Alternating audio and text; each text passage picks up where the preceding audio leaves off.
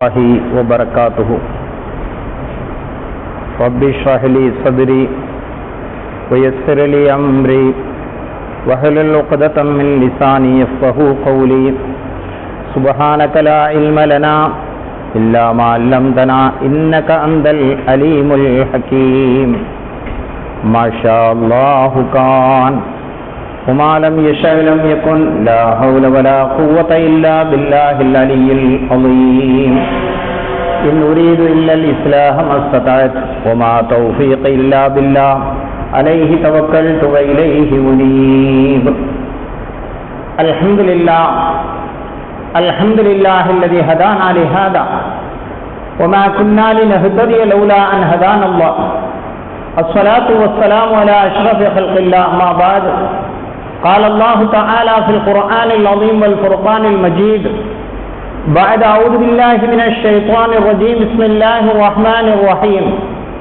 وإذ يمكر بك الذين كفروا ليثبتوك أو يقتلوك أو يخرجوك ويمكر الله والله خير الماكرين. وقال النبي صلى الله عليه وسلم: المهاجر من هجر ما نهى الله عنه أو كما قال عليه الصلاة والسلام. அளவற்ற அன்பாளனும் நிகரற்ற அருளாளனுமாகிய அல்லாஹுவை போற்றி, அவனது தூதர் சர்க்காரே ஆலம் சர்தாரே தோஜஹான் ஷஃபீஉல் முத்னிபீன் மக்கத்து வேந்தர் மதீனத்து பேரரசர் கண்மணி நாயகம் ஸல்லல்லாஹு அலைஹி வஸல்லம் அவர்களை வாழ்த்தி, அவர்களின் அடிச்சுவட்டை பின்பற்றி ஒழுகிய உத்தம சஹாபா பெருமக்கள், சத்திய சீலர்கள், சன்மார்க்க போதகர்கள், சமுதாயத்திற்காக தம்மை அர்ப்பணித்துக் கொண்ட தியாக செம்மல்கள் ஆகியோரின் நல்லாசிதனை ஆசித்தவனாய் இந்த ஜும்மாவினுடைய சிறிய உரையினை ஆரம்பம் செய்கின்றேன். கண்ணியத்திற்கும் மிகுந்த மேன்மைக்கு முடித்தான எனதருமை இஸ்லாமிய பெரியோர்களே, இனிய இஸ்லாத்தின் வாழ்வுக்கும் தாழ்வுக்கும் பொறுப்பேற்றிருக்கின்ற வாலிப தோழர்களே, பரலான ஜும்மாவினுடைய தொழுகையை நிறைவேற்றுவதற்காகவும் சொல்லப்படுகின்ற விஷயங்களை கேட்பதற்காகவும் கேட்கப்படுகின்ற பிரார்த்தனைகளுக்கு ஆமீன் சொல்வதற்காகவும் அதன் ஆரம்ப வக்திலேயே வந்தமர்ந்த நம்மை அல்லாஹ் கபூல் செய்வானாக. நமது பாவங்களையும் குற்றங்களையும் அல்லாஹ் மன்னித்தருள்வானாக. நம்முடைய ஹலாலான முராதுகளை எல்லாம் அல்லாஹ் ஹாசிலாக்கி தந்தருள்வானாக. சொல்வதையும் கேட்பதையும் வாழ்க்கையில் நடைமுறைப்படுத்த எனக்கும் உங்களுக்கும் தௌஃபீக் செய்தருள்வானாக. எல்லா விதமான ஆபத்துகள், முசீபத்துகள், கஷ்டங்கள், நோய் நொடிகளை விட்டும் நம்மையும் நம்மை நேசிப்பவர்களையும் நாம் நேசிப்பவர்களையும் அல்லாஹ் பாதுகாத்தருள் புரிவானாக. அன்பான அல்லாஹுவின் நல்லடியார்களே, அன்பு சகோதரர்களே, இன்று இனியதொரு புத்தாண்டிலே நாம் வீற்றிருக்கிறோம்.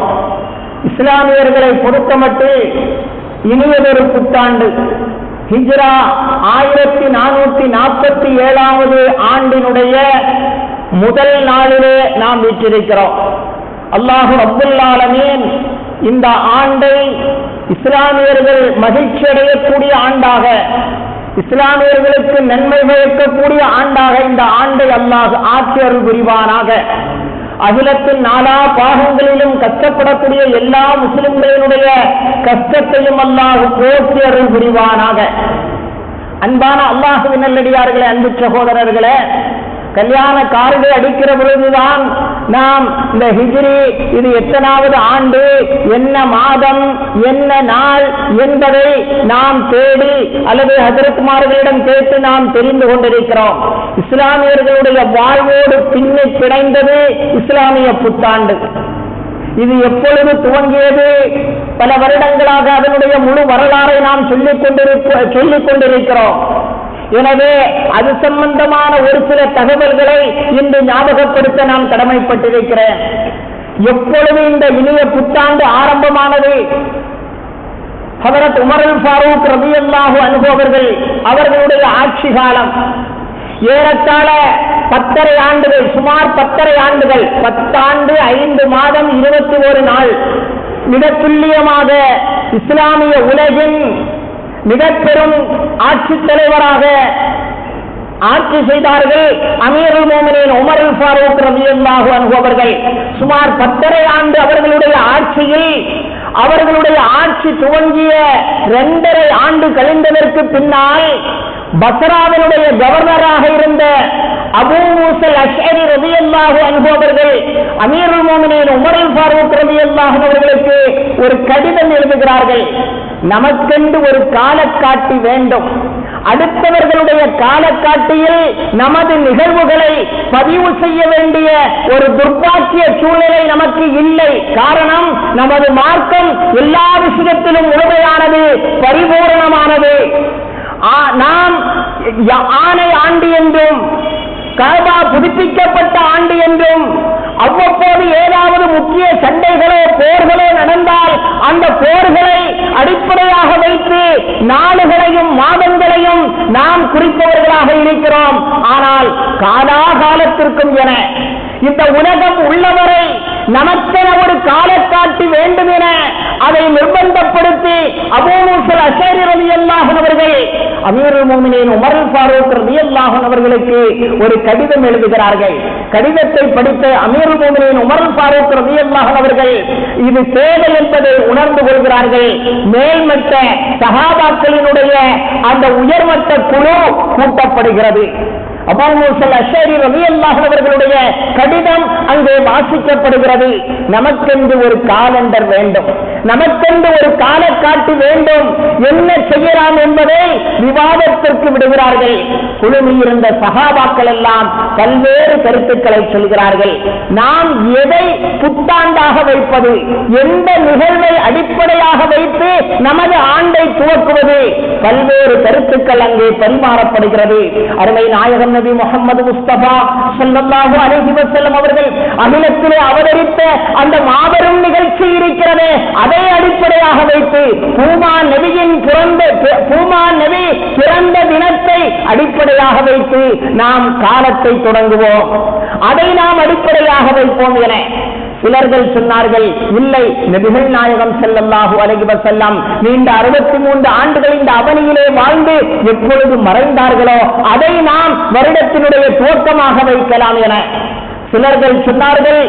அருமை நாயகம் ஸல்லல்லாஹு அலைஹி வஸல்லம் அவர்களுக்கு மக்கா வெற்றி கொள்ளப்பட்ட அந்த தினத்தை, வெற்றியின் தினமான அந்த தினத்தை நமது ஆண்டினுடைய துவக்கமாக வைக்கலாம் என இவ்வாறாக பல்வேறு கருத்துக்கள் பரிமாறப்பட்ட போது அறிவின் தலைவாயல் என்று போற்றப்பட்ட அலியின் கர்ரமல்லாஹு வஜ்ஹு அவர்கள் சொன்னார்கள், ஒவ்வொன்றும் முக்கிய நிகழ்வுதான், நெகிழ்வூட்டக்கூடிய சம்பவம் தான், இருந்தாலும் கூட காலத்தினுடைய துவக்கம் இனி வர இருக்கின்ற ஒவ்வொரு மூமின்களுக்கும் ஒரு பாடத்தை சொல்ல வேண்டும், ஒரு படிப்பினையை கொடுக்க வேண்டும். அந்த அடிப்படையில் நாம் பார்ப்போமேயானால் பூமான் நபிகள் கோமான் ஸல்லல்லாஹு அலைஹி வஸல்லம் அவர்கள் நீண்ட 2 வாரங்களாக சுமார் 450 மைல்களை கடந்து மக்காவை துறந்து மதீனாவுக்கு சென்றார்களே, அந்த ஹிஜ்ரத் பயணத்தை நாம் நம்முடைய ஆண்டினுடைய துவக்கமாக வைக்கலாம் என அலியின் கர்ரமல்லாஹு வஜ்ஹு அவர்கள் கூற அனைத்து சஹாபாக்களும் ஏகோபித்து அதை ஆமாம் என்று ஆமோதிக்கிறார்கள், சம்மதிக்கிறார்கள். அலியின் கர்ரமல்லாஹு வஜ்ஹு அவர்கள் சொன்னார்கள், நமது ஆண்டினுடைய துவக்கம் ஹிஜ்ரத் என்ற அந்த புலம்பெயர்தல் இருக்கிறது. மக்காவை துறந்து மதீனாவுக்கு சென்ற அந்த நிகழ்வை அடிப்படையாக வைத்து நம்முடைய ஆண்டை துவக்கலாம். மாதம் எதிலிருந்து துவங்குவது, மாதம் எதிலிருந்து துவங்குவது, அதுவரை மாதமானாலும் சரி ஆண்டானாலும் சரி ஒரு சரியான நிகழ்வை அடிப்படையாக வைத்து தோன்றப்படவில்லை. எனவே மாதம் எதிலிருந்து துவங்குவது என அது சர்ச்சைக்கு வருகிற பொழுது உஸ்மான் ரலியல்லாஹு அவர்களுடைய அபிப்பிராயம், முஹர்ரம் மாதத்தை நாம் மாதத்தினுடைய துவக்கமாக வைக்கலாம் என அவர்கள் கூற அந்த ஆலோசனையும் ஏற்றுக்கொள்ளப்பட்டு அமீருல் முஃமினீன் உமர் ஃபாரூக் ரலியல்லாஹு அவர்களுடைய அந்த ஆட்சி காலத்தில் நீண்ட 10.5 ஆண்டுகள் ஆட்சி செய்த அவர்களுடைய ஆட்சியில் 2.5 ஆண்டுகள் முடிந்ததற்கு பின்னால் அப்பொழுதுதான் இஸ்லாமியர்களுக்கென ஒரு புதிய ஒரு கால காட்டி வருகிறது, ஒரு ஹிஜ்ரத் காலண்டர் வருகிறது. ஹிஜ்ரத்தை அடிப்படையாக வைத்து இஸ்லாமியர்களுடைய ஆண்டு அன்று முதல் தீர்மானிக்கப்படுகிறது. அன்பான அல்லாஹுவின் நல்லடியார்களே, அன்பு சகோதரர்களே, ஏன் இந்த ஹிஜ்ரத் முக்கியம் பெறுகிறது? இஸ்லாத்திலே எவ்வளவு பெரிய முக்கியமான நெகிழ்வூட்டக்கூடிய அதிசயிக்க வைக்கக்கூடிய நிகழ்வுகளும் நடந்திருக்கிறது, ஆச்சரியமான நிகழ்வுகளும் நடந்திருக்கிறது. இந்த விண்ணையும் இந்த விண்ணிலிருந்து இந்த மண்ணிலிருந்து புறப்பட்டு விண்ணுக்கு சென்றார்கள், விண்வெளி பயணம், இஸ்ரா மிஅராஜ், அதுவும் நடந்திருக்கிறது. நெகிழ்வூட்டக்கூடிய எத்தனையோ நிகழ்வுகள் நடந்திருக்கிறது. ஏன் ஹிஜ்ரத்தை அடிப்படையாக அவர்கள் வைத்தார்கள் என்றால், வரக்கூடிய ஒவ்வொரு மூமினுக்கும் அதில் ஒரு பங்கு இருக்க வேண்டும். அந்த தியாகமும் அர்ப்பணிப்பும் அவர்களுக்கு அந்த உணர்வுகள் புதுக்கப்பட்டுக் கொண்டே இருக்க வேண்டும் என்பதற்காகத்தான் ஹிஜ்ரத்தை அடிப்படையாக வைத்து இஸ்லாமிய ஆண்டு துவக்கப்பட்டது. அன்பான அல்லாஹ்வின் நல்லடியார்களே, அன்பு சகோதரர்களே, அருள்மறை குர்ஆனில் 8ஆம் அத்தியாயம் 30வது வசனத்திலே அல்லாஹ் சொல்வான், وَإِذْ يَمْكُرُ بِكَ الَّذِينَ كَفَرُوا لِيُثْبِتُوكَ أَوْ يَقْتُلُوكَ أَوْ يَخْرِجُوكَ وَيَمْكُرُ اللَّهُ وَاللَّهُ خَيْرُ الْمَاكِرِينَ. وَإِذْ يَمْكُرُ بِكَ الَّذِينَ كَفَرُوا, நபியே நாயகமே, நீங்கள் சிந்தித்து பாருங்கள். وَإِذْ يَمْكُرُ بِكَ الَّذِينَ كَفَرُوا, காஃபிரான மக்கள் உங்களுக்கு சூழ்ச்சி செய்தார்கள், உங்களுக்கு எதிராக சூழ்ச்சி செய்தார்கள். எதற்கு அவர்கள் சூழ்ச்சி செய்தார்கள்? நீ யக்துலூக, உங்களை கொல்ல வேண்டும் என்று அவர்கள் சதித்திட்டம் தீட்டினார்கள். அவ் யுஸ்பிதூக, அல்லது உங்களை இந்த மக்காவிலே சிறைபிடித்து வைக்க வேண்டும் என்று அவர்கள் திட்டம் தீட்டினார்கள். அவ் யுஹ்ரிஜூக, அல்லது உங்களை இந்த மக்காவை விட்டு நாடு கடத்த வேண்டும் என அவர்கள் சூழ்ச்சி செய்தார்கள். வயம்குருவோன், காபிர்களும் சூழ்ச்சி செய்கிறார்கள். வயம்குருல்லாஹ், அல்லாஹ்வும் சூழ்ச்சி செய்கிறான். வயம்குருவோன், காபிர்களும் சூழ்ச்சி செய்கிறார்கள். வயம்குருல்லாஹ், அல்லாஹ்வும் சூழ்ச்சி செய்கிறான். வல்லாஹு கைருல் மாக்கிரீன், சூழ்ச்சியாளர்களிலே நல்லவனாக, சூழ்ச்சியாளர்களிலே சிறந்தவனாக அல்லாஹ் ரப்புல் ஆலமீன் இருக்கிறான் என அருள்மறை குர்ஆன் 8ஆம் அத்தியாயம் 30வது வசனத்திலே அல்லாஹ் ரப்புல் ஆலமீன் இந்த ஹிஜ்ரத் துவங்குவதற்கான ஆரம்பத்தை அல்லாஹ் சொல்லி காட்டுகிறான். ஆம், நீண்ட 13 ஆண்டுகள், 40 வயதில் நுபுவத்தை அறிமுகப்படுத்தி 13 ஆண்டுகள் மக்காவிலே நபிகள் கோமான் ஸல்லல்லாஹு அலைஹி வஸல்லம் அவர்கள் ஏகத்துவ பிரச்சாரத்தை எடுத்து எம்பிய பொழுதும் கூட அதற்கு முட்டுக்கட்டைகளாக, அதற்கு தடைக்கல்லுகளாக மக்கத்து மக்கள் வாழ்ந்தார்கள். இறுதியில் அவர்களையே இல்லாமலாக்க வேண்டும், நபிகள் கோமான் ஸல்லல்லாஹு அலைஹி வஸல்லம் அவர்களையே இல்லாமலாக்க வேண்டும் என்று கங்கணம் கட்டி சூழ்ச்சி செய்த பொழுதுதான் அல்லாஹ் ரப்புல் ஆலமீன், நீங்கள் இனி மக்காவிலே இருக்க வேண்டாம், மக்காவை துறந்து மதீனாவுக்கு சென்று விடுங்கள் என்ற அந்த ஆணை பிறப்பிக்கப்படுகிறது. இந்த வரலாறுகள் எல்லாம் பல வருடங்களாக நாம் சொல்லிக் கொண்டு வருகிறோம். அதனால் சுருக்கமாக சொல்லி முடிக்கிறேன். அந்த ஆணை பிறந்தபோது அருமை நாயகம் ஸல்லல்லாஹு அலைஹி வஸல்லம் அவர்கள் நேரடியாக வந்தார்கள். அபூபக்கர் சித்தீக் ரலியல்லாஹு அன்ஹு அவர்களுடைய இல்லத்திற்கு வந்து சொன்னார்கள், அபூபக்கரே தோழரே, மக்காவை விட்டு இடம்பெயர்வதற்கு மக்காவில் இன்று நாம் தங்கக்கூடாது, இன்று இரவு நாம் மக்காவிலே இருக்கக்கூடாது என்ற அல்லாஹ்வின் கட்டளை நமக்கு வந்துவிட்டது. இதை கேட்ட மாத்திரத்தில் அபூபக்கர் சித்தீக் ரலியல்லாஹு அன்ஹு அவர்களுடைய ஈமானை நாம் பார்க்க வேண்டும்.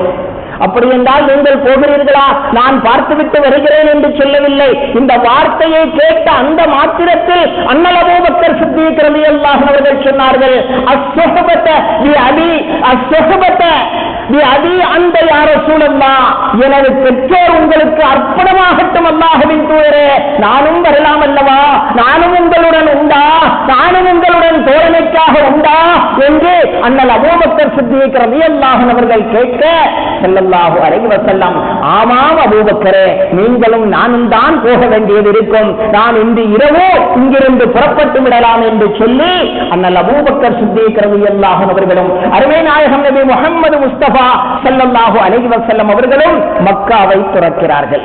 13 ஆண்டுகள், மொத்தம் 53 ஆண்டுகள் மக்காவிலே வாழ்ந்த பூமாநபிகள் கோமான் ஸல்லல்லாஹு அலைஹி வஸல்லம் அவர்கள், மக்காவை மிகவும் விரும்பிய பூமாநபிகள் கோமான் ஸல்லல்லாஹு அலைஹி வஸல்லம் அவர்கள் மக்காவை பார்த்து கொண்டே மக்காவை விட்டு அவர்கள் நகருகிறார்கள்.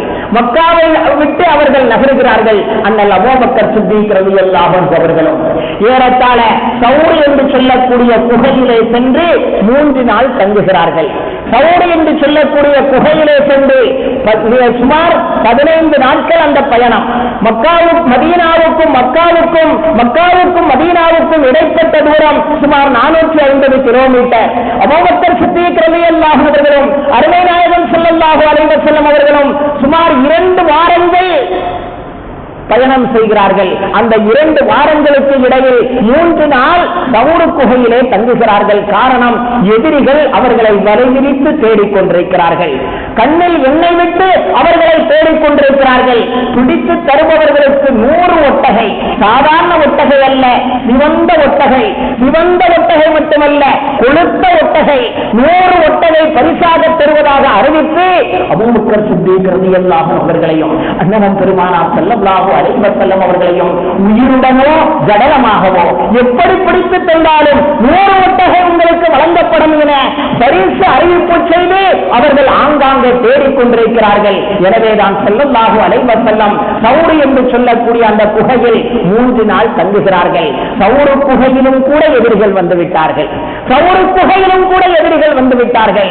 அண்ணல் அபூபக்கர் சித்திக் ரலியல்லாஹு அன்ஹு அவர்கள் அருமை நாயகம் ஸல்லல்லாஹு அலைஹி வஸல்லம் அவர்களிடத்திலே சொன்னார்கள், யா ரசூலல்லாஹ், அல்லாஹ்வின் தூதர் அவர்களே, இதோ எதிரிகள் நிற்கிறார்கள். கீழே குனிந்து பார்த்தார்களேயானால் நம்மை கண்டுகொள்வார்கள். குகைக்கு உள்ளால் இருவரும் இருக்கிறார்கள்.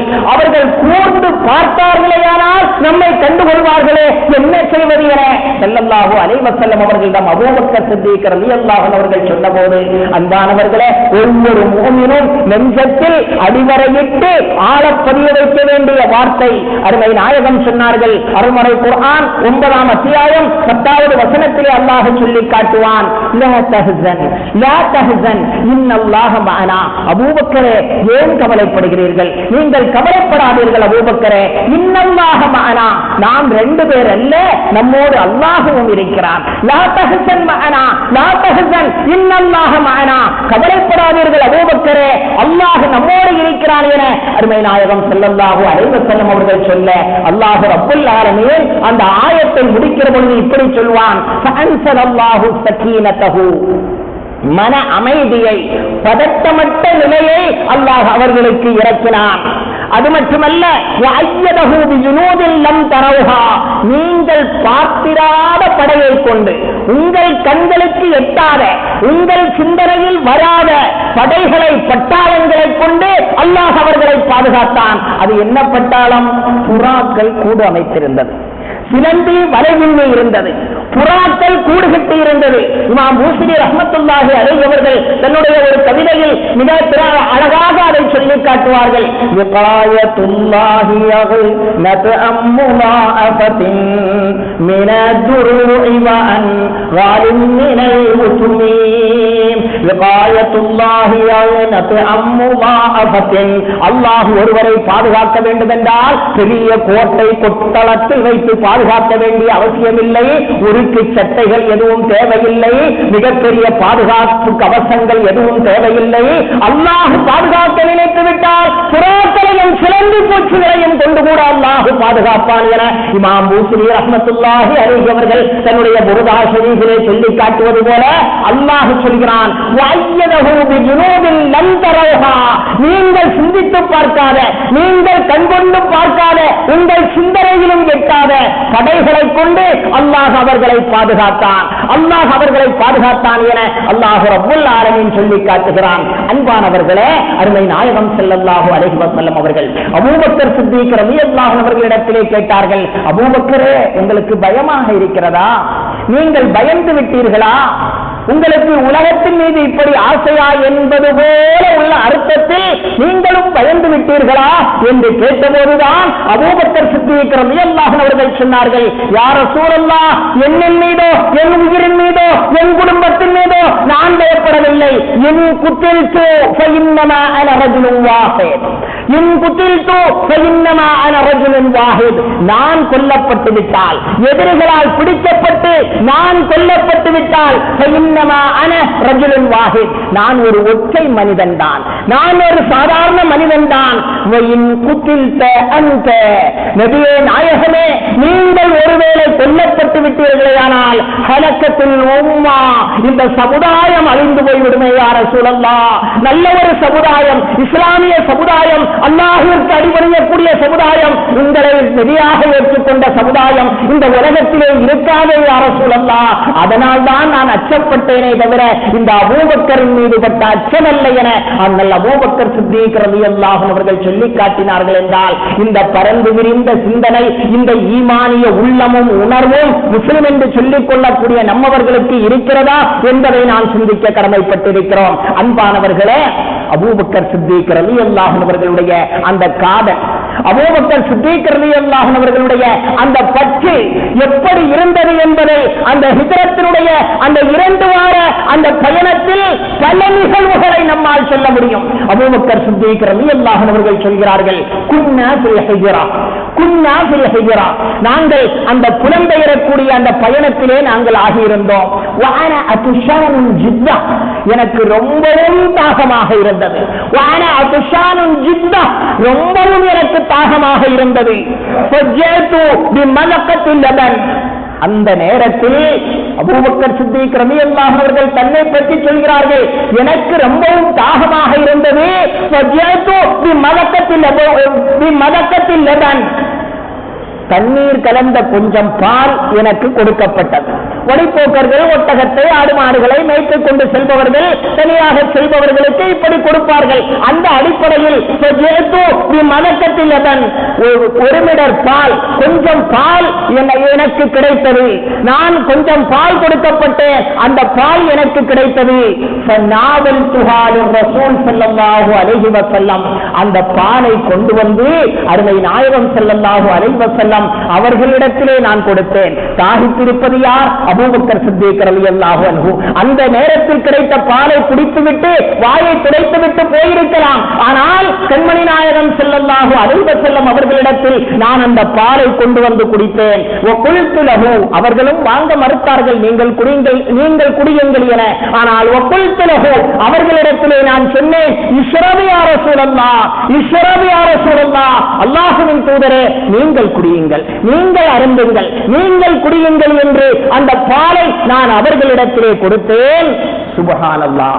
அபூபக்கர் சித்தீக் ரலியல்லாஹு அவர்களுடைய வார்த்தை ஈமான் கொண்டதாக, இஸ்லாம் கொண்டதாக, முஸ்லிம்கள் என்று, மோமின்கள் என்று சொல்லிக் கொள்ளக்கூடிய நம்மவர்களுக்கு அந்த இசுக்கும் காதலும் அன்பும் பற்றும் அதில் ஒரு 100% ஒரு 0.5% இருக்கிறதா என்பதை நாம் சிந்தித்து பார்க்க வேண்டும். அண்ணல் அபூபக்கர் சித்தீக் ரலியல்லாஹு அவர்கள் சொன்னார்கள், ரசூலுல்லாஹ்விடத்திலே நான் சொன்னேன் நீங்கள் குடியுங்கள் என.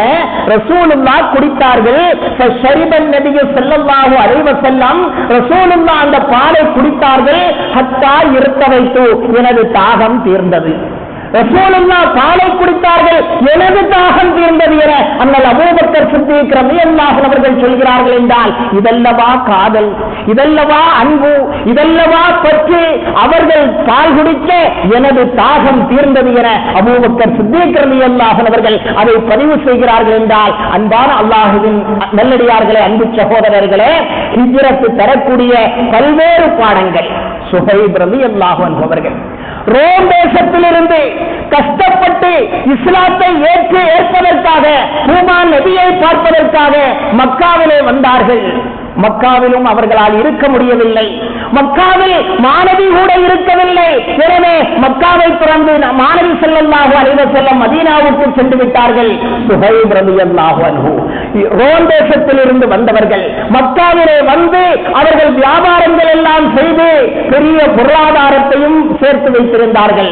அந்த சுஹைப் ரலியல்லாஹு அன்ஹு அவர்கள் அருமை நாயகம் ஸல்லல்லாஹு அலைஹி வஸல்லம் அவர்கள் சென்ற அந்த மதீனா நகருக்கு புலம்பெயர்வதற்கு அவர்கள் ஆயத்தமான போது காபிர்கள் எல்லாம் ஒன்று கூடி விடுகிறார்கள். சுஹைபே, எங்க செல்ல நினைக்கிறீர்கள்? நீங்கள் எங்க செல்ல நினைக்கிறீர்கள்? அதைத்தனா சலூகன் ஹகீரா, ஒன்றுமில்லாத பரம ஏழையாக, ஒன்றுமற்றவராக நீர் இந்த மக்காவிலே வந்தீர். மக்காவிலே வந்து வக்கசுர மாலுக இந்தனா, நீங்கள் உழைப்பு செய்வீர்கள், வியாபாரம் செய்வீர்கள், தொழில் செய்வீர்கள். ஓ பலகத்த அல்லது பலகத்த, நீங்கள் அடைய வேண்டிய பொருளாதாரத்தை எல்லாம், நல்ல முறையிலே பொருளாதாரத்தை எல்லாம் இந்த மக்காவிலே வந்து ஒன்றுமற்றவராக இங்கே வந்து பொருளாதாரத்தை எல்லாம் சேகரித்து நல்ல ஒரு நிலைக்கு நீங்கள் ஆனதற்கு பின்னால் சும்மா துரீனு, பிறகு நீங்கள் நாடுகிறீர்களா அந்த மாலிக்க வளர்ச்சிக்க, உங்கள் உயிரையும் உடமையையும் கொண்டு இன்னொரு நாட்டுக்கு செல்வதற்கு நீங்கள் நாடுகிறீர்களா? சம்மதிக்கவே மாட்டோம். எங்களுடைய ஊரிலே நீங்கள் உண்டாக்கிய பொருள். சுஹைப் ரலியல்லாஹு அன்ஹு அவர்கள் அவர்களை பார்த்து சொன்னார்கள், உங்களில் அம்பறிவதில் பயிற்சி பெற்ற எவரும் என்னை போன்று அம்பறிவதில் உங்களில் எவருக்கும் பயிற்சி கிடையாது.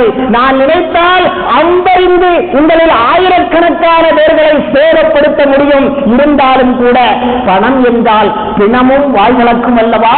அந்த அடிப்படையில் சுஹைப் ரலியல்லாஹு அவர்கள் கேட்டார்கள், சரி, நான் இந்த மக்காவிலே சேகரித்த பொருளை எல்லாம் உங்களிடத்திலே கொடுத்தால் நீங்கள் அமைதியாக இருப்பீர்களா, என்னை விட்டு விடுவீர்களா என்று கேட்டபோது அந்த மக்கள் எல்லாம் சொன்னார்கள், சுஹைப் ரலியல்லாஹு அவர்கள் கேட்கிறார்கள், அரஐத்தும் இன் ஜஅல்து லக்கும் மாலி அதஹில்லூன சபீலி, எனது பொருளை எல்லாம் உங்களிடத்திலே கொடுத்து விட்டால் என்னை மதீனாவுக்கு போக நீங்கள் சம்மதிப்பீர்களா? உங்களுக்கு பணம் தானே வேணும், உங்களுக்கு பொருள் தானே வேணும் என்று அவர்கள் கேட்டபோது கூடி நின்ற மக்கள், பணம் என்றால் பிணமும் வாழ்வழக்கும் அல்லவா?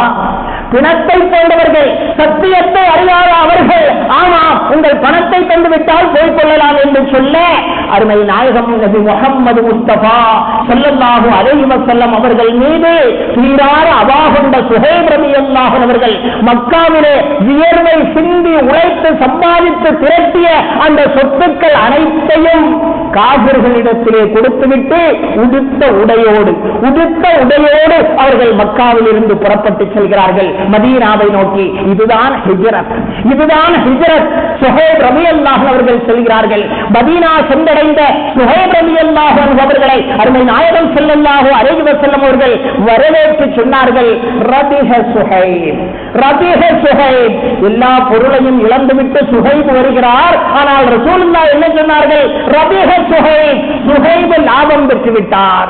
சுஹைபுடைய வியாபாரம் அதிக லாபத்தை கொடுத்து விட்டது, சுஹைப் அதிக லாபத்தை ஈட்டிவிட்டார் என்று சுஹைப் ரலியல்லாஹு அன்ஹு அவர்களை புகழ்ந்து நபிகள் பெருமான் ஸல்லல்லாஹு அலைஹி வஸல்லம் அவர்கள் சொல்ல, நபிகள் நாயகம் மட்டுமல்ல, அருள்மறை குர்ஆன் 2ஆம் அத்தியாயம் 27வது வசனத்தில் சுஹைப் ரலியல்லாஹு அவர்களுடைய அந்த செயலை, அந்த அர்ப்பணிப்பை, அந்த தியாகத்தை, அந்த இழப்பை பாராட்டி அல்லாஹ் சொன்னான், மக்களிலே சிலர்கள் இருக்கிறார்கள், மக்களில் சிலர்கள்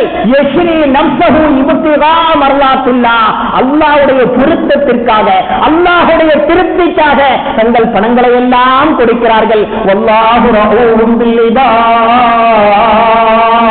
அல்லாஹ் ரப்புல் ஆலமீன் அடியார்களுக்கு அதிக கருணை காட்டக்கூடியவனாக இருக்கிறான். தான் சேர்த்த, தான் சம்பாதித்த, தான் வியர்வை செஞ்சு தான் உழைத்து சம்பாதித்த பொருட்களை எல்லாம் அல்லாஹ்வுடைய பொருத்தத்திற்காக வேண்டி அள்ளி செலவு செய்யக்கூடிய மக்களும் மனிதர்களிலே இருக்கிறார்கள் என அல்லாஹ் ரப்புல் ஆலமீன் சுஹைப் ரலியல்லாஹு அன்ஹு அவர்களை புகழ்ந்து அல்லாஹ் கூறுகிறான் என்றால், அன்பான அல்லாஹ்வின் நல்லடியார்களே, அன்பு சகோதரர்களே, இப்படித்தான் ஹிஜ்ரத். இது ஒன்றெண்டு வரலாறை மட்டும் உங்களுடைய சிந்தையிலே நான் படுத்தினேன்.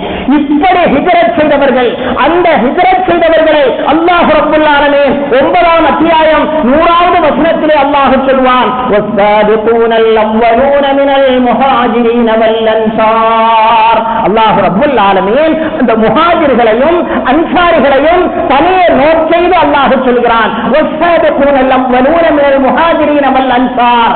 முஹாஜிர்களிலும் அன்சாரிகளிலும் முந்திவிட்ட அந்த சஹாபாக்கள் இருக்கிறார்களே, அது மட்டுமல்ல வல்லதீன தபஊஹும் பிஇஹ்சான், அந்த முஹாஜிர்களையும் அந்த அன்சாரி சஹாபாக்களையும் யார் பின்பற்றி வாழ்கிறார்களோ ரலியல்லாஹு அன்ஹும், அவர்களை எல்லாம் அல்லாஹ் பொருந்திக் கொண்டான். முஹாஜிர்களை மட்டுமல்ல, அன்சாரிகளை மட்டுமல்ல, அந்த முஹாஜிர் அன்சாரி சஹாபாக்களை யார் பின்பற்றி வாழ்கிறார்களோ ரலியல்லாஹு அன்ஹும், அவர்களை அல்லாஹ் பொருந்திக் கொண்டான். வரது அன்ஹு, அவனை அவர்களும் பொருந்திக் கொண்டார்கள். வஅத்தலஹும் ஜன்னாத், அல்லாஹ் ரப்புல் ஆலமீன் அவர்களுக்கு சுவனத்தை சுத்தப்படுத்தி வைத்திருக்கிறான். தஜ்ரீ தஹ்தல் அன்ஹார், அந்த சுவனத்திற்கு கீழாக ஆறுகள் ஓடிக்கொண்டிருக்கக்கூடிய சுவனத்தை அல்லாஹ் அவர்களுக்கு தயார் செய்து வைத்திருக்கிறான். காலிதீன ஃபீஹா அபதா, இந்த உலகம் நித்தியமானதல்ல, நிரந்தரமானதல்ல, நீடூழி காலம் வாழ முடிந்ததல்ல. 50 60 80 100 ஆண்டு காலம் வாழ்ந்ததற்கு பின்னால் அவர்கள் நிரந்தரமாக இருக்க வேண்டிய அந்த சுவனம் காலிதீன ஃபீஹா அபதா, அந்த சுவனத்திலே அவர்கள் எந்தெந்தும் நீடூழி காலம் இருப்பார்கள். வாலிகல் ஃபௌஸுல் அஸீம், அதுதான் மகத்தான வெற்றியாக இருக்கிறது என அல்லாஹ் ரப்புல் ஆலமீன் அருள்மறை குர்ஆனிலே முஹாஜிர்களையும் ஹிஜ்ரத்தும் நுஸ்ரத்தும் இல்லை என்றால் இந்த சேத்தியா தோப்பிலே இந்த ஜும்மாவுக்கு கூடியிருக்கிறோமே, முஸ்லிம் பெயர்களை வைத்துக் கொண்டு ஜும்மாவு தொழ வேண்டும் என்று இஸ்லாமிய கடமையை நிறைவேற்றுவதற்காக கூடியிருக்கிறோமே, நம்மில் எவரும் முஸ்லிமாக இருக்க முடியாது. இஸ்லாம் நம்மிடத்திலே வந்திருக்க முடியாது, இஸ்லாம் நம்மிடத்திலே வந்திருக்க முடியாது. ஹிஜ்ரத்தும் நுஸ்ரத்தும், அதனால்தான் முஹாஜிர்கள் அன்சாரிகள் என அவர்களை அல்லாஹ் தனியாக பெருமைப்படுத்தி அல்லாஹ் சொல்லி காட்டுகிறான். அன்பானவர்களே, ஆண்கள் மட்டுமல்ல பெண்கள் செய்த ஹிஜ்ரத், பெண்கள் இஸ்லாத்திற்காக வேண்டி அவர்கள் இஸ்லாமியனாக வாழ வேண்டும் என்ற அந்த நோக்கத்திற்காக வேண்டி எப்படி அவர்கள் ஹிஜ்ரத் செய்தார்கள். லைலா பின்த் அபீ ஹஸ்மா என்று சொல்லக்கூடிய ஒரு பெண்மணி, ஆமிர் இப்னு ரபீஆ என்பவர்கள் தான் அவர்களுடைய கணவர். முதலாக அபிசீனியாவிற்கு மக்காவில் நம்மால் சுதந்திரமாக முஸ்லிமாக வாழ முடியாது என்ற நிலை வந்தபோது முதலில் ஹிஜ்ரத் செய்தது அபிசீனிய நாட்டிற்குத்தான். ஸல்லல்லாஹு அலைஹி வஸல்லம் தன்னுடைய தோழர்களை ஹிஜ்ரத் அனுப்பினார்கள். அங்கே ஒரு மன்னர் இருக்கிறார், அவர் முஸ்லிம் அல்ல, இருந்தாலும் நியாயமான மன்னர், யாருக்கும் அநியாயம் செய்ய மாட்டார். எனவே அந்த நாட்டிலே நீங்கள் சென்று தஞ்சமடையலாம், அங்கே சென்று நிம்மதியாக வாழலாம் என தனது ஆரம்ப தோழர்களை எல்லாம் அபிசீனியாவுக்கு அனுப்பி வைத்தார்கள். அப்படி அனுப்பி வைக்கப்பட்டவர்களில் முதலாக சென்ற பெண்மணிதான் லைலா பின்த் அபீ ஹஸ்மா என்று சொல்லக்கூடிய அந்த பெண்மணி. அபிசீனியாவுக்கு புறப்படுகிற அந்த வேளையில் அப்பொழுது உமர் ரலியல்லாஹு அன்ஹு அவர்கள் இஸ்லாத்தை ஏற்றிருக்கவில்லை. அந்த பெண்மணியை பார்த்து அமீருல் முஃமினீன் உமர் ரலியல்லாஹு அன்ஹு அவர்கள் கேட்டார்கள், யா உம்ம அப்துல்லா, ஓ அப்துல்லாவுடைய தாயே உம்ம அப்துல்லாவே, நீங்கள் எங்கே செல்கிறீர்கள்? நீங்கள் எங்கே செல்கிறீர்கள்? பெட்டி படுக்கை எல்லாம் எடுத்துக்கொண்டு பெட்டிகளை எல்லாம் கட்டிக்கொண்டு வேறு எங்கே செல்கிறீர்களோ, எங்கே நீங்கள் செல்கிறீர்கள் என்று கேட்டபோது, அல்லாஹுடைய பூமியின் பக்கம் நாங்கள் செல்கிறோம். அல்லாஹுடைய கட்டளையை நிறைவேற்றுவதற்கு, அல்லாஹுக்கு செய்ய வேண்டிய கடமைகளை சுதந்திரமாக செய்வதற்குண்டான அந்த பூமியிலே நாங்கள் செல்கிறோம். பக்கத்து ஆதைக்கு மூனா, எங்களுக்கு எவ்வளவோ தொந்தரவு நீங்கள் கொடுத்து விட்டீர்கள்.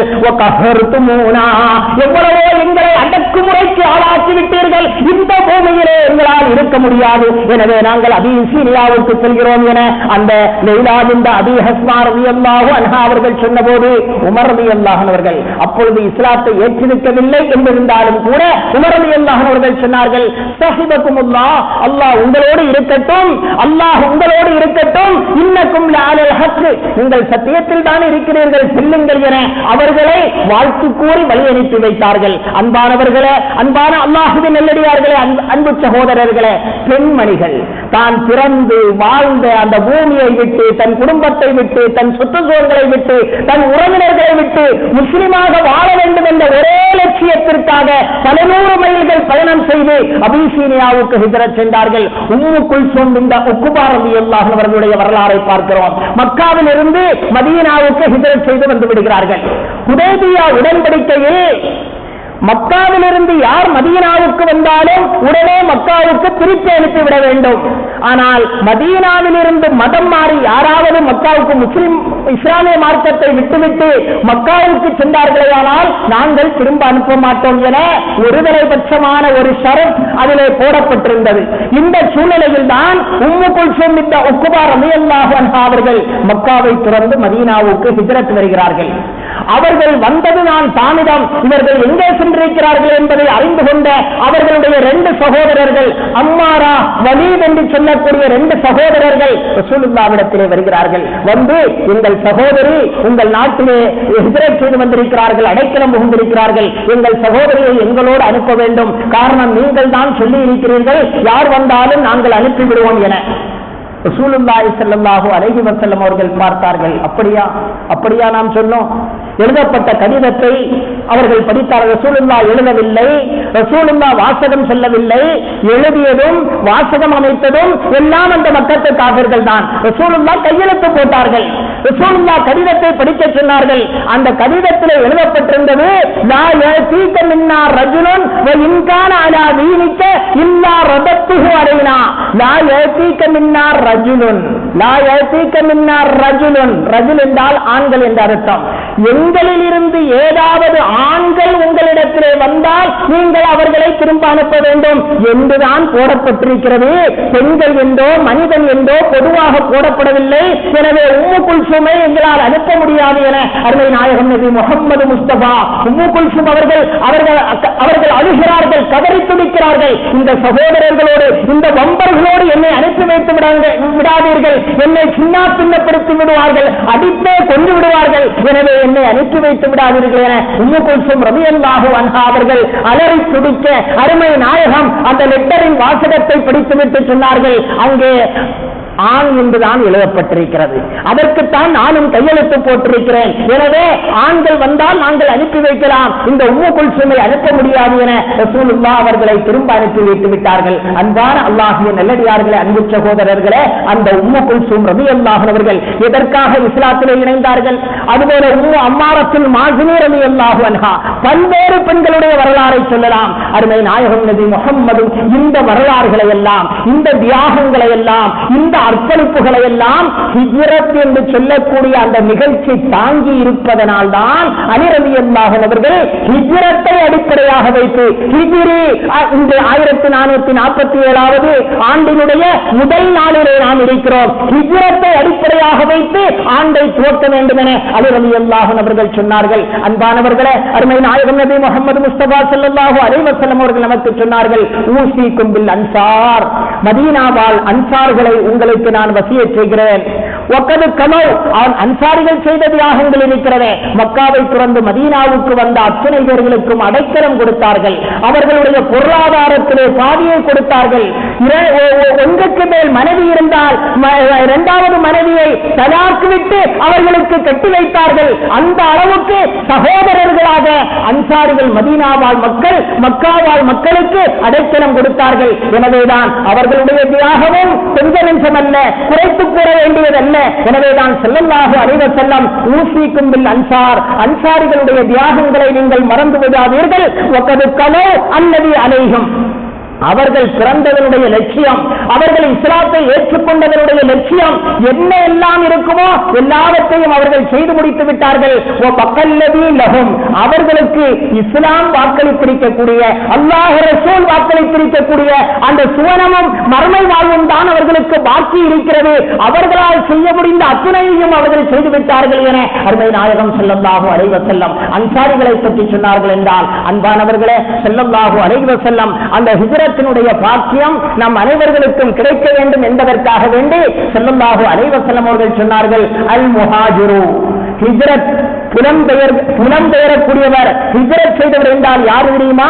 மன் ஹஜர மா நஹல்லாஹ், அல்லாஹ் எதை விலக்கினானோ அவைகளை விட்டு நாம் தவிர்த்து கொள்ள வேண்டும். அப்படி தவிர்த்து நடக்கக்கூடிய நல்வாய்ப்பை அல்லாஹ் நம் அனைவர்களுக்கும் தந்தருவானாக. அருமை நாயகம் ஸல்லல்லாஹு அலைஹி வஸல்லம் அவர்கள் காட்டிய வழியிலும் அல்லாஹ் ரப்புல் ஆலமீன் எந்த வழியில் வாழச் சொன்னானோ அந்த வழியிலும் வாழ்ந்து மறைவதற்கு அல்லாஹ் நம் அனைவர்களுக்கும் தௌஃபீக் செய்தருவானாக என்ற நல்ல பிரார்த்தனையோடு நாம் இருக்கக்கூடிய இந்த தினங்கள் இருக்கிறது, இந்த 10 தினங்கள், முஹர்ரத்தினுடைய 10 தினங்கள் என்பது நமது முன்னோர்கள் மிக முக்கியத்துவத்தோடு இந்த தினங்களில் மற்ற வருடத்தில் மற்ற நாட்களில் செய்யாத அளவுக்கு இபாதத்துகளை செய்தார்கள். 3 10களை முக்கியத்துவத்தோடு ஸல்லல்லாஹு அலைஹி வஸல்லம் அவர்களும் அவர்களுடைய சஹாபாக்களும் அவுலியாக்களும் நாதாக்களும் இமாம்களும் எல்லாம் மதித்தார்கள். ஒன்று முஹர்ரம் முதல் 10 நாள், அதுபோல துல்ஹஜ்ஜினுடைய முதல் 10 நாள், அதுபோல ரமலானுடைய பிந்திய 10 நாள். எனவே முஹர்ரம் மாதத்தினுடைய முதல் 1வது நாளிலே நாம் இருக்கிறோம். வரை இருக்கக்கூடிய அந்த 10 நாட்களில் நம்மால் முடிந்த அளவு இபாதத்துகள், நற்கர்மங்கள், நல்ல காரியங்கள் எந்த அளவுக்கு செய்ய முடியுமோ அந்த அளவுக்கு மற்ற நாட்களை விட அதிகம் செய்யக்கூடிய நல்வாய்ப்பை அல்லாஹ் நம் அனைவர்களுக்கும் தந்தருவானாக. அதோடு பல்வேறு மூட நம்பிக்கைகள் மக்களுக்கு மத்தியிலே பரவி கொண்டிருக்கிறது. குறிப்பாக துல்ஹஜ் மாதத்தை பொறுத்தமட்டில் துல்ஹஜ் மாதத்தில் யாராவது கணவன் மனைவி இணை சேர்ந்தால் அது பெரிய பாவமாகிவிடும் என்ற நம்பிக்கை, மூட நம்பிக்கை மக்களிடத்திலே பரவலாக இருக்கிறது. ஹஜ்ஜுக்காக சென்றவர்கள், ஹஜ்ஜுக்காக சென்று இஹ்ராம் கட்டியவர்கள் கணவன் மனைவி உறவு வைத்துக் கொள்ளக்கூடாதே தவிர ஊரிலே இருக்கக்கூடியவர்கள் அந்த உறவு வைத்துக் கொள்வதில் எந்த தவறும் இல்லை. அதை நாம் விளங்கிக் கொள்ள வேண்டும். அதுபோல முஹர்ரம் 10 நாள் கறிகள் மீன்கள் எதுவும் சாப்பிடக்கூடாது. அதுபோல கல்யாணம் சமீபத்திலே முடிந்திருந்தாலும் கூட அந்த கணவன் மனைவி சேர்ந்து விடக்கூடாது. காரணம், கணவனும் மனைவியும் சேர்ந்தால் யசீது பிறந்து விடுவார். யசீதை விட கொடுமையானவர்கள் நம்மிடத்திலே இருக்கிறார்கள். பின்ன இந்த யசீது பிறக்க சொல்லக்கூடிய காரணத்தை பாருங்கள். கணவன் மனைவியும் இணை சேர்ந்து விட்டால் யசீது பிறந்து விடுவானாம். எனவே இணை சேரக்கூடாது என அந்த கணவனையும் மனைவியையும் பிரித்து வைக்கக்கூடிய மிக மோசமான மூட நம்பிக்கை, அறியாமை பழக்கம் இன்னும் நம்ம சிலர்களிடத்திலே இருக்கிறது. இது முழுக்க முழுக்க மூட நம்பிக்கை, இது முழுக்க முழுக்க அறியாமை என்பதை உணர்ந்து இது போன்ற மூட நம்பிக்கைகளிலிருந்து நாம் நம்மை தவிர்த்துக் கொள்ள வேண்டும், விலக்கிக் கொள்ள வேண்டும். அல்லாஹ் ரப்புல் ஆலமீன் விஷயங்களை உள்ளால் உள்ளபடி விளங்கவும் அதன்படி அமல் செய்யவும் அல்லாஹ் நம் அனைவர்களுக்கும் தௌஃபீக் செய்தருள்வானாக. அஸ்ஸலாமு அலைக்கும் வரஹ்மத்துல்லாஹி வபரகாத்துஹு. இன்ஷா அல்லாஹ் சுன்னத்